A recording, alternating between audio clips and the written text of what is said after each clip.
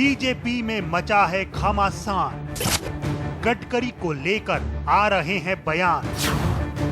मोदी पर गडकरी को बदनाम करने का आरोप। आरएसएस बीजेपी कह रहे हैं नहीं है तकरार। कब थमेगी बीजेपी के अंदरूनी राग?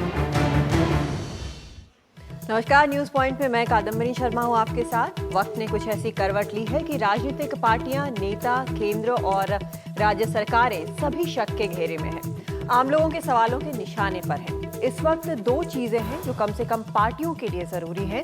एक कि वो उन जिम्मेदारियों को उठाएं जिन्हें निभाने की उनसे उम्मीद की जाती है, और दूसरा एक दूसरे के साथ खड़े नजर आएं, डिवाइडेड हाउस ना दिखें। आरएसएस के वरिष्ठ नेता और पूर्व प्रवक्ता एमजी वैद्य के एक बयान ने फिर से हलचल मचा दिया है। उन्होंने अपने ब्लॉग में लिखा है कि गडकरी के विरोध का केंद्र गुजरात में है। इस बयान के आते ही बीजेपी के नेताओं, आरएसएस और कुछ देर बाद खुद एमजी वैद्य ने कहा कि ये उनकी निजी विचार है। बीजेपी ने कहा कि हम सब साथ साथ हैं, लेकिन ऐसे वक्त में जब एमजी वैद्य जैसी शख्सियत से इस तरह के बयान आए तो सवाल उठना, बवाल मचना लाजिमी है। न्यूज पॉइंट में हम आज इन्हीं सवालों पर, इनके मायने और असर के बारे में बात करेंगे, लेकिन सबसे पहले हम देखते हैं ये रिपोर्ट।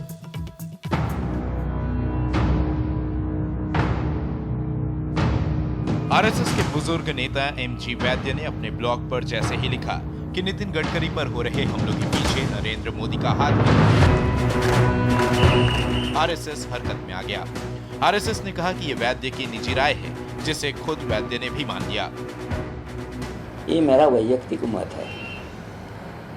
राम जेठमलानी अपना मत रख सकते हैं, तो मुझे भी अपना मत रखने का अधिकार है। वैसे एमजी वैद्य और मोदी के बीच का टकराव पुराना है।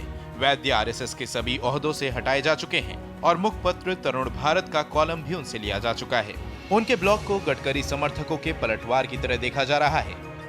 पार्टी इस पूरे आरोप को बहुत ही स्पष्ट रूप से अस्वीकार करती है, क्योंकि ये बेबुनियाद है।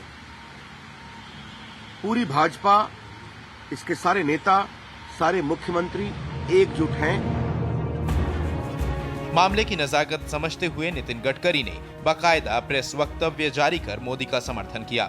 वक्तव्य में कहा गया है कि बीजेपी पूरी तरह एक होकर मजबूती से नरेंद्र मोदी के साथ खड़ी है और हमें विश्वास है कि आने वाले विधानसभा चुनाव में बीजेपी को शानदार जीत हासिल होगी। लेकिन गडकरी और मोदी के बीच टकराव हो या नहीं, ये एहसास पार्टी के भीतर है कि कोई अंदर से ही गडकरी के खिलाफ माहौल बनाने की कोशिश कर रहा है। आरएसएस भले ही कहे कि एमजी वैद्य की अपनी निजी राय है, लेकिन बीजेपी में पहले भी कई नेता नरेंद्र मोदी के बारे में विवादित बयान देते रहे हैं, और अब आरएसएस के इतने सीनियर लीडर ने नरेंद्र मोदी के बारे में अपनी विवादित राय जाहिर कर दी है। साफ है, आने वाले दिनों में नरेंद्र मोदी के लिए राष्ट्रीय राजनीति की राह आसान नहीं रहेगी।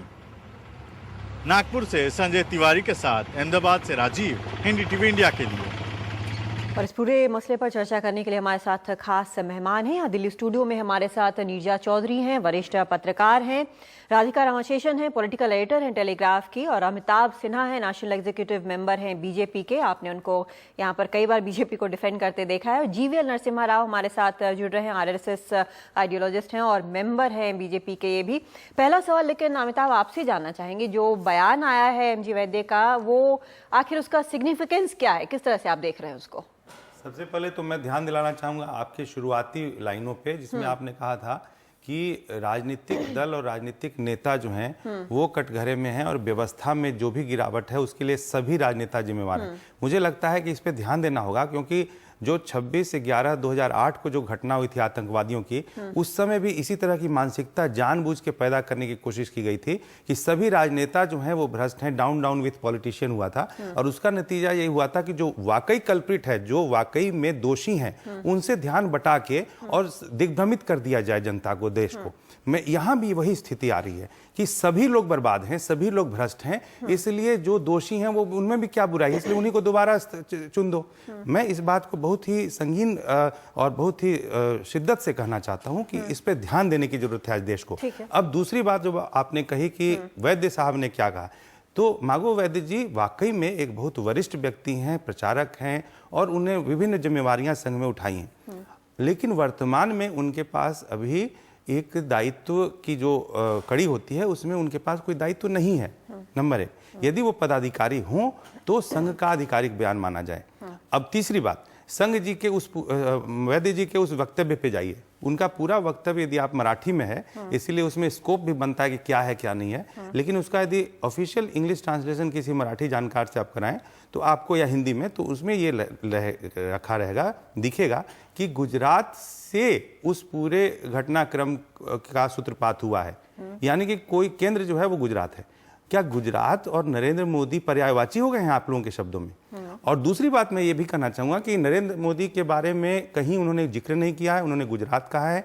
हाँ, उन्होंने राम जेठमलानी का जिक्र किया नाम लेके, और राम जेठमलानी के वक्तव्य के बाद उन्होंने कहा है कि चूंकि राम जेठमलानी ने नरेंद्र मोदी को सबसे योग्य उम्मीदवार बताया है प्रधानमंत्री का, इसलिए इस पूरे इसमें जो अभी चर्चा शुरू हुई है नितिन गडकरी जी के खिलाफ, उसमें नरेंद्र मोदी का हाथ होने की संभावना है। India's #1 news app just got even better. Download NDTV's new app, fully optimized for Retina display, full screen view, faster response time, and Sudoku. NDTV's new iPad app. Download now.